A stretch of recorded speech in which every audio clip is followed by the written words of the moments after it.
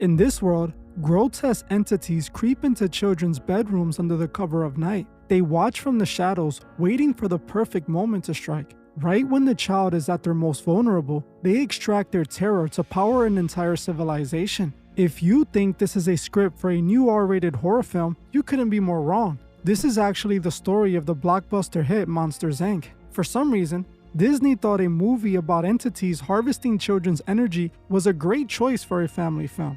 But it's not just Pixar. From the Sanderson sisters literally sucking the souls out of children in Hocus Pocus, to the dark eternal cycle of the Lost Boys in Peter Pan, today, we're looking at movies that aren't as innocent as you remember. And the most disturbing part is how these stories seem to be a direct reflection of how energy is actually harvested from the innocent in our real world. These films seem to be telling a sinister story disguised as an innocent childhood classic. Once you see how they reveal real-life darkness, you will never see these movies the same again.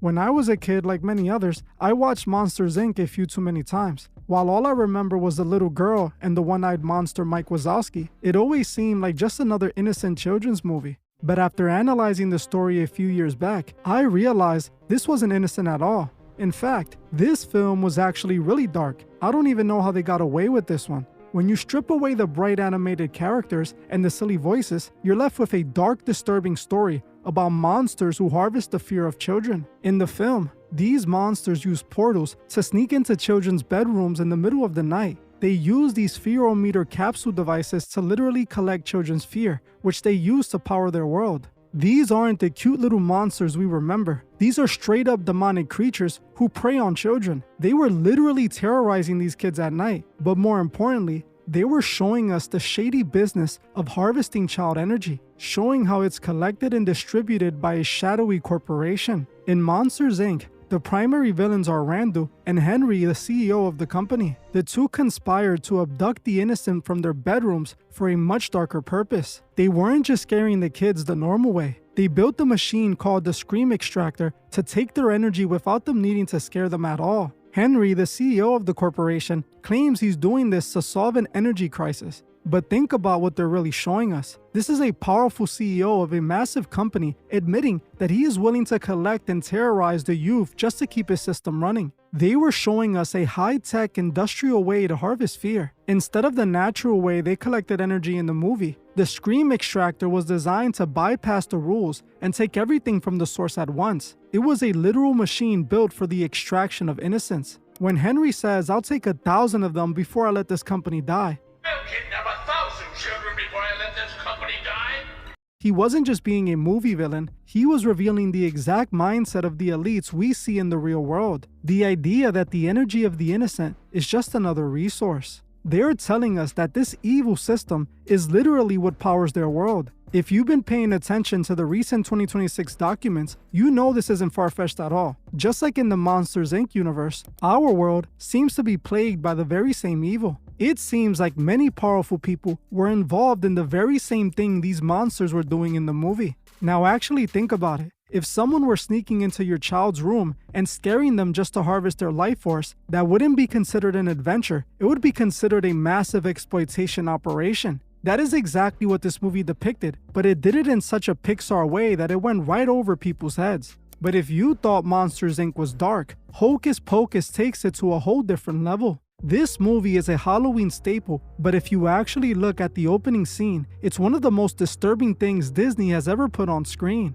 In the first few minutes of the movie, we see the Sanderson sisters lure a young girl, Emily Binks, into their cabin. They don't just take her, they use her for a strange ritual. We see the sisters brew a potion that they give to the girl. Her life force starts glowing, and then they literally suck the life out of her to restore their own youth. Now think about what they're actually showing us here. This is the exact same thing we just covered in my The Shining movie breakdown. In that film, a shadowy group called the True Knot uses fear to suck the souls out of children. These aren't just spooky witches. These are entities that need the life force of the innocent to maintain their beauty. They literally can't survive in their peak form without this ritual. And just like in Monsters, Inc., it's all disguised with catchy songs and funny dialogue so you don't realize you're watching a ritualized harvest. And this is the exact moment where the movie stops being a comedy and starts revealing the darkest reality of the elite's shadowy underworld. We always hear about these celebrities who don't seem to age, or these elites who are obsessed with staying young at any cost. Hocus Pocus was telling us back in the 90s exactly how the system works. They were showing us that for some people, immortality isn't a miracle, it's a commodity that is stolen from the most vulnerable.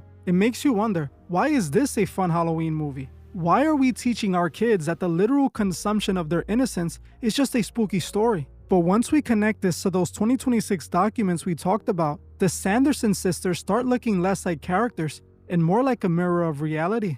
This monster brought these young souls to an island and sold their innocence to the highest bidder, just like we see in the story of Peter Pan. In the Disney version, we see a magical boy who just wants to play. But if you go back to the original story, Peter Pan is much more sinister. He literally lures children out of their windows in the middle of the night, promising them a world of no rules. But once they get to Neverland, they realize it's not the fun they were promised. Peter isn't the kind of boy they expected. He's a monster. He has a rule that the Lost Boys are never allowed to grow up. But what happens when they actually start to age? In the original book, it's hinted that Peter thins them out. This means that once they lose their youthful innocence or start becoming adults, they are disposed of. Think about that. This is exactly what we see with these shadowy elites we've been discussing. They have no use for adults. They only want the pure, untapped energy of the innocent. Peter Pan is essentially a recruiter for a system that uses children until they are no longer innocent enough to be valuable.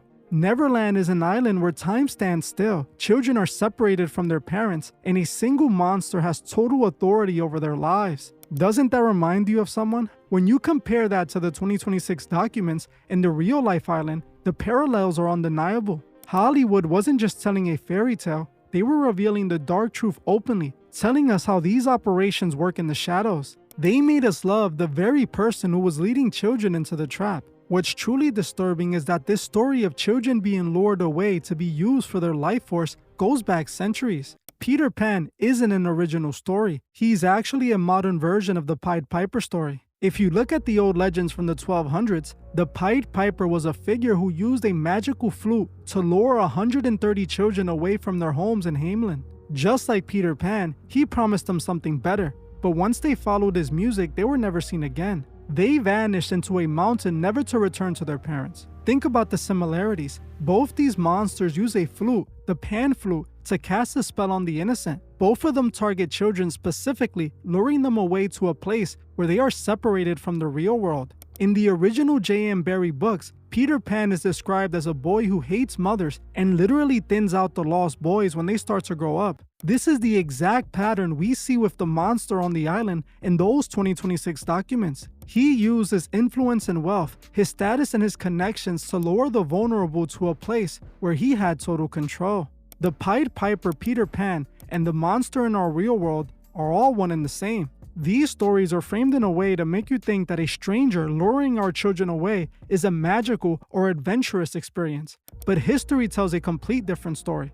The disappearance of those 130 children in 1284 was a real event, a real tragedy that was later turned into a fairy tale to mask the darkness of what actually happened. They are revealing the truth in these tales, that there has always been a system in place to extract the essence of the innocent. And Peter Pan is just one example of how these stories frame the monsters like the heroes, just like they did in Monsters, Inc. By the time I finished going through all of these movies, I realized Disney was behind every single one of them. It makes you wonder, why were they so obsessed with not only occult themes, but stories of harvesting innocent life force? This is when things get quite eerie. As we all know, Disney was founded by Walt Disney, one of the most famous men in history. Since the beginning, themes of the occult and witchcraft have been at the core of Disney's biggest stories. Not just magic, but seriously dark, recurring themes that often involved harnessing innocent energy. You might think it's a simple way to make his stories interesting and appealing to children. But when you find out Walt's history in real-world secret groups during his youth,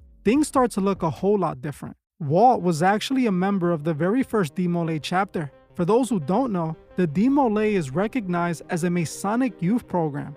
The Masons are known for their esoteric occult-leaning ideologies that make the organization so secretive. So it makes complete sense why Disney has been into the mythical since the beginning. Walt himself was involved in a secretive organization as a young man that was into esoteric occult ideas. He went on to make a company that creates movies and shows that lean into those same ideas he was likely influenced by when he was in the DeMolay. What's interesting is that even Harry Potter is completely influenced by the DeMolay organization. Hogwarts is the DeMolay, and the wizards are the members. Harry Potter is influenced by so many occult themes that I can literally make a full breakdown on that movie. If you're interested in knowing what Harry Potter is really about, comment Harry Potter below. If I see enough of you are interested, I'll make sure that video is the very next one. At the end, this is just my interpretation, but when you look at the Scream Extractor in Monsters Inc., the soul-sucking rituals in Hocus Pocus, or the luring in Peter Pan, you have to ask yourself, is this all just a coincidence?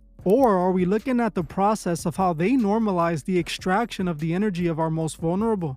Walt Disney didn't just build an empire of magic, he built the mirror of the very system he was introduced to as a young man. These movies weren't just made to entertain your children, they were made to show us exactly how the world works, hidden right in silly movies with bright colors and catchy songs. But they tell it through a disguise of fantasy, so we not only eventually see these ideas as normal, but also mock us at the same time. They seem to get a kick out of knowing they are showing us what they're really doing. If you've been paying attention to those 2026 documents, you know we can't look at these movies the same. It's like we've been seeing what these monsters were doing the whole time. They were making their evil our entertainment. The disguise is fading away, and the truth is becoming impossible to ignore. It's time we stop seeing these classics as innocent childhood memories and start seeing them for what they really are, a retelling of the evil system that has been operating in the shadows for centuries. You may ask, why does it seem Hollywood glamorizes evil so much through his films? It's because it's not the place you think it is. If you're interested in knowing why Hollywood is so dark, make sure to check out my video on the movie that completely exposed Hollywood right now. That video will make all of this make a lot more sense. And for those interested in videos where I go a step deeper into this evil system, make sure you check out my latest Patreon exclusive video. In that video, I uncovered the darkest revelation from the recent documents yet. If you're one of my members, make sure to check it out when you can. And if you like unfiltered videos that reveal the truth, make sure to like this video and subscribe to join the truth movement. I want to thank you all for watching, and I'll see you guys in the next one.